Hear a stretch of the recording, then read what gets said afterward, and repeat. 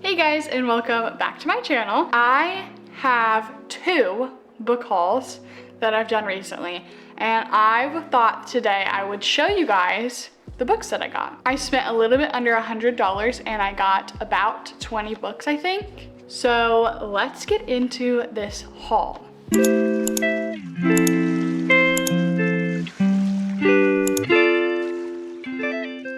The second part of this came from Half-Priced Book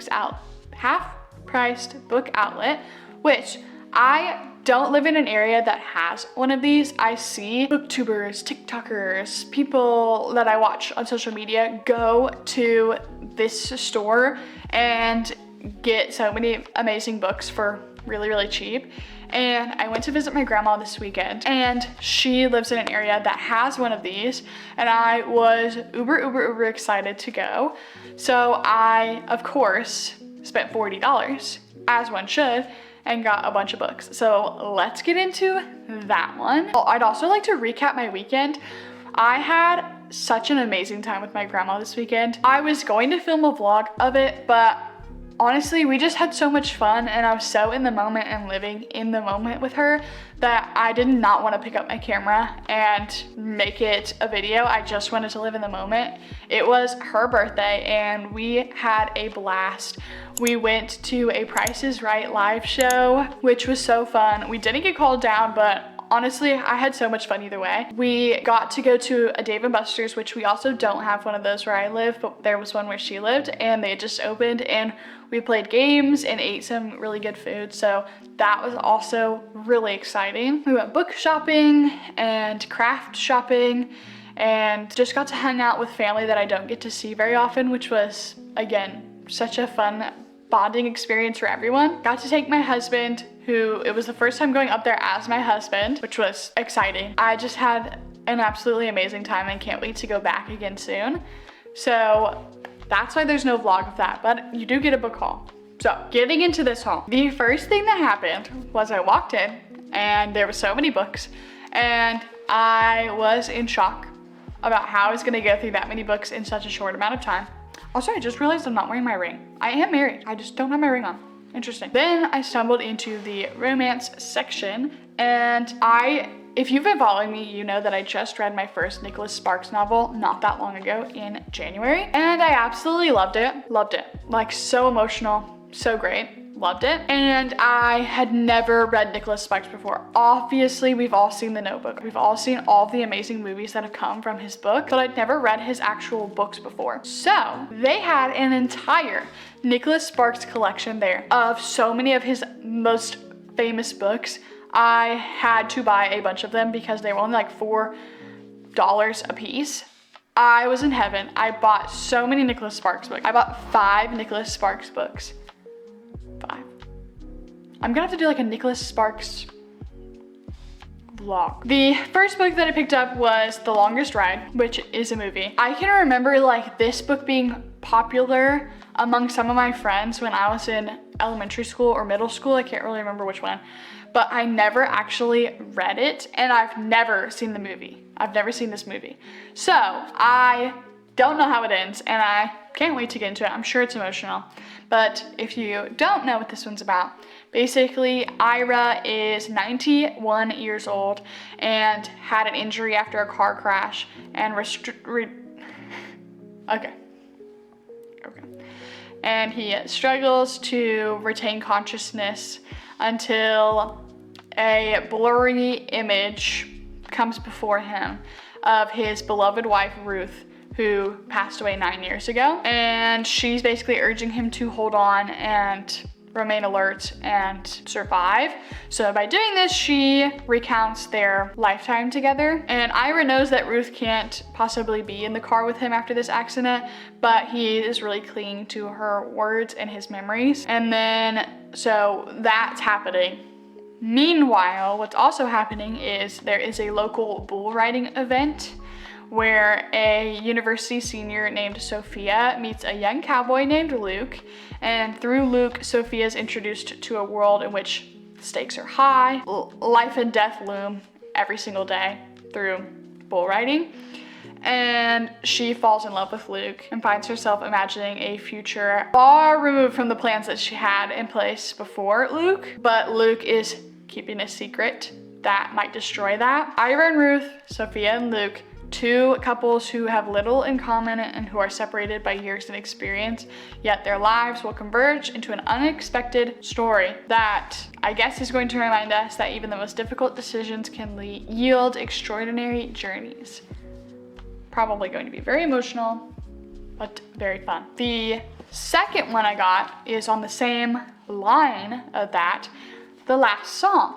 I have seen this movie many times, and I know exactly how this ends, but I need to read the actual book because I never have. But basically, 17-year-old Veronica Miller, which is she goes by Ronnie in the movie and in the book. Her parents divorce and her father moves to North Carolina. And 3 years after that happens, she basically doesn't really talk to her father and is alienated from him. And her mom decides that it would be in everybody's best interest if Ronnie and her brother spend the whole summer in North Carolina with their dad. Ronnie is not a fan of this plan and really doesn't want to go at all, and rejects every time that her father tries to strike up conversation, tries to bond with her. During this whole time, Ronnie meets Will, who is kind of the opposite of what she is, and she thinks she would never fall in love with this guy, and ends up falling for him, obviously. And she has really high highs in this book and really low lows in this book, and it's gonna be so sad to read it because I know what happens in the actual movie, but I can't wait to read this. The next book that I picked up was A Walk to Remember. I can't remember if I've seen this movie. I know that it's a movie. I'm pretty sure it's a movie. I don't think I've seen it. But this is a really short book, all things considered. I mean, it's 207 pages. And so basically this book is about Landon Carter, who is remembering his last year at Beaufort High School in 1958, where he had dated a couple of girls and sworn that he'd been in love with them. And he thinks that the last person he'd ever fall for is a girl named Jamie Sullivan, who's shy and is a daughter of the town's Baptist minister, so super Christian. And Jamie basically shows him the depths of his heart and the joy and the pain of living. So I'm sure this is also going to be very sad, but also such a cute love story, maybe? I guess we'll have to see. The next book that I got is called, it's still by Nicholas Sparks. Are we surprised? No. The Wish. And also, did anyone know what Nicholas Sparks actually looks like? Because this is what he looks like, apparently. So this book is about, it takes place in 1996 with a girl named Maggie Dawes, I think is how you say that. She was sent away at 16 to live with an aunt that she barely knows in an village outside of Outer Banks in North Carolina. She basically only thinks about all the things she left behind and is really depressed and sad about that until she meets Bryce Trickett, who is one of very few teenagers on this island. Bryce shows her that there's so much to love about this town that he grows up in. He introduces her to photography that basically becomes the basis for her entire life after that. So that whole storyline takes place in 1996. Then you're in 2019, where Maggie is a renowned travel photographer. See how that came back? And she splits her time between a successful gallery in New York and photographing remote and iconic locations around the world. This year, she's unexpectedly grounded over Christmas, struggling to come to terms with a newly sobering medical diagnosis. She has an assistant that basically manages her business for her, and she finds herself becoming close with a young man as they count down the last days of the season together. And she begins to tell him the story of another Christmas decades earlier and the love that set her on a course she never could have imagined, which is the story that you hear in the beginning. So I think this one's gonna be super sad, but super good, because if I've learned anything from reading Nicholas Sparks, he did live up to what I thought he would. The last Nicholas Sparks book that I picked up is a book called The Wedding, which is part 2 to The Notebook. I didn't know there was a part 2 to The Notebook. Spoiler ahead for The Notebook. They both die. That's a spoiler. So I thought, how could there possibly be a part 2 to a book where the two main characters die at the end of it. So, let me tell you what this one's about. So Noah and Allie are the two main characters in the Notebook, and they have a daughter her name's Jane, and she's married to Wilson, okay? This book is from the point of view of Wilson. So Wilson and Jane have been married for 30 years, and he thinks that Jane has fallen out of love with him, and it is completely his fault. He has Noah and Allie to go off of and knows that their love story was absolutely amazing and wants a love like that, basically. But Wilson's unable to express his true feelings. He spends too little time at home and too much time at his office. And his daughter, the daughter of Wilson and Jane, is about to get married, and he knows that Jane is thinking about leaving him. But Wilson knows that his love for Jane has grown over the years, and he will do anything to save their marriage. And he thinks during this book he goes back to the memories of Noah and Allie and finds a way to love Jane all over again through the story of the Notebook. Okay? Okay. I know that was a little much, but I didn't know there was a part 2, so I'm really excited to dive back into that world because I love the Notebook, love the movie. I mean, if you've seen it, who doesn't love the Notebook? So I'm really excited about that. Now, moving on from Nicholas Sparks, I did buy other books by other authors. So the second thing that I picked up, or the second after Nicholas Sparks, I moved on and I found a cute old-timey series. So it is a book, or a series, I guess I should say, by Jodie Thomas. And the first one's called Breakfast at Honey Creek Cafe. Look how cute that is. I mean, it looks so just cute. I don't know how to explain it. But this one, and then I bought the second one, which is Picnic in Someday Valley, hoping it's good enough because I bought the first and the second one. I think there's 4 in the series, so only bought the first 2. They had the third one, but I didn't buy it. So this book is about a girl named Piper Jane McKenzie, who's the mayor of a town called Honey Creek. A big scandal comes up that basically threatens to rip apart the town and jeopardize her dream of hopefully one day running for a higher office position. So there's basically a disappearance that happens of the mayor's friend. She finds a detective called Colby McBride, who he comes over to this town to help figure out where the friend went. His cover story is that Colby is coming to town because he wants to beg Piper for a second chance. Piper then finds herself drawn to Colby, but there's also another person coming to town named Sam Cassidy. He is an interim preacher in the town. He drifts from one assignment to another after his love died. He had one love and she died, and he isn't sure if he fits into Honey Creek very well, but Piper knows that this is a place full of surprises, and they form a friendship that also has some feelings inside of it. So I can't wait to see how that ends. And then I won't go into the second book because it does talk about the same characters, so I don't want to spoil anything for myself or for you. I'll spare you that detail, but that's the series, so I can't wait to get into that. I think we need a breather. That's a lot of books. That's a lot of books. We only have 4 left. 4 books left. We can get through this. Me and you. Imagine my husband standing next to me as I pick out these books. Or we can have a quick Sadie break. Woman is laid out, sprawled out on the couch, taking a nap. That's our intermission. Now back to the 4 books that we have left. The next book that I'm really super excited about, because look at this cover. I love that cover.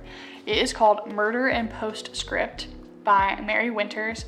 It is part of a series called The Lady of Letters Mystery. Basically, the point of this book is there is a girl named Amelia Amesbury. She's a widow, a mother, and a countess, and she has a big secret. Her secret is that she writes for a London penny paper where she doles out advice on fashion, relationships, and manners under a pen name, Lady Agony. A lady's maid writes Amelia to ask for advice because she believes that her mistress has been murdered, and then that same girl ends up a victim herself. So Amelia is determined to solve this case. So with the help of her best friend and a handsome marquis, Amelia begins to piece together this puzzle.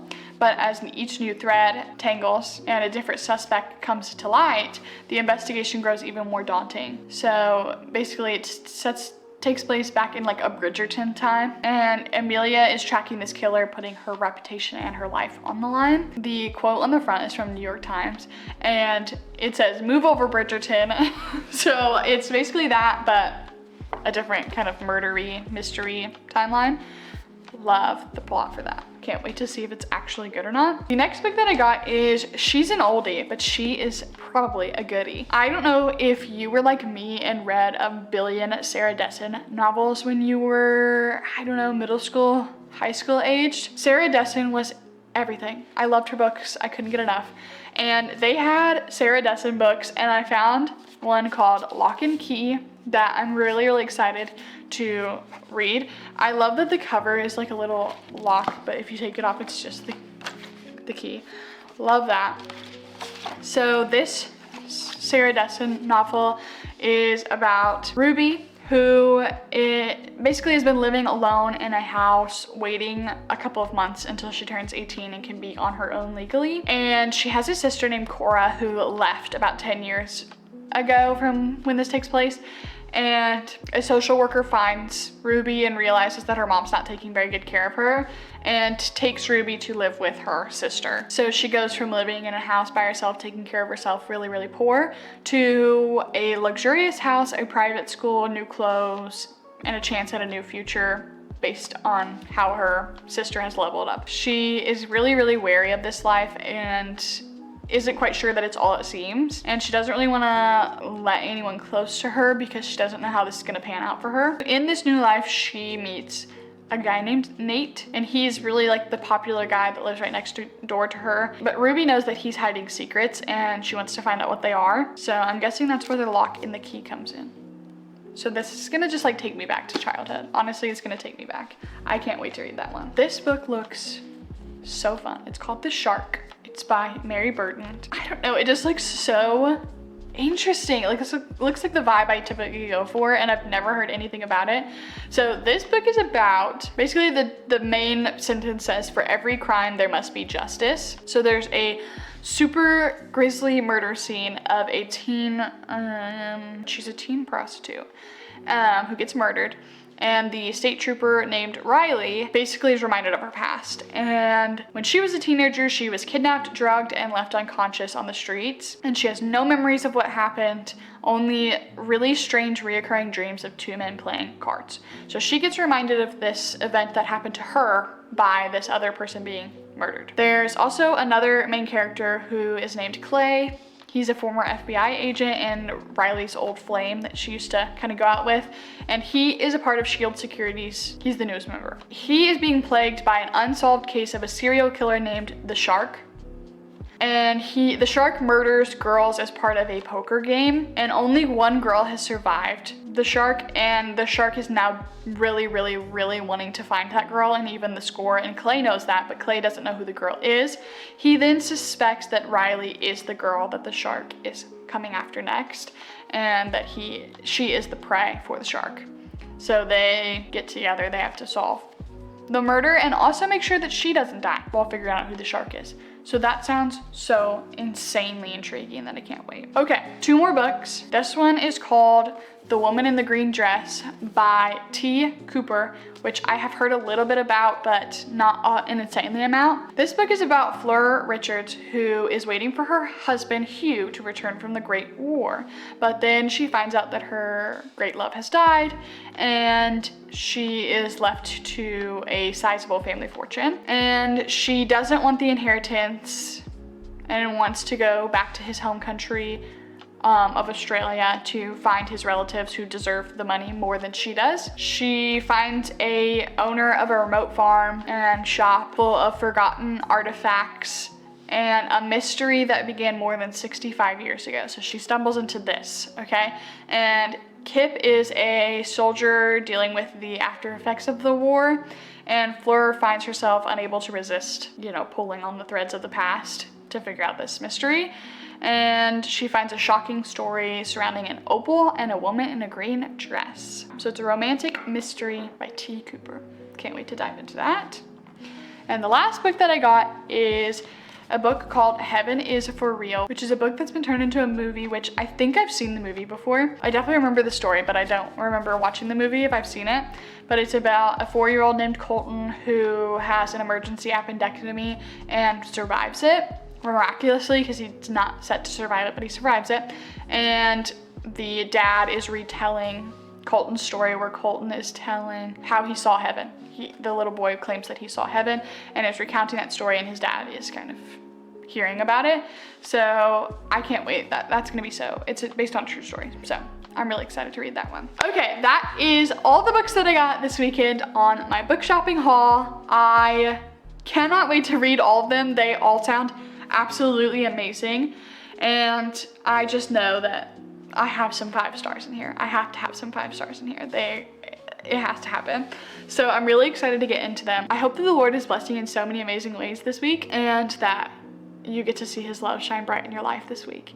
I cannot wait to see you in my next video, and I hope that you've enjoyed this one and will follow and subscribe and hang out with me every week when I post new videos. And I think that this is goodbye, so I will let y'all go.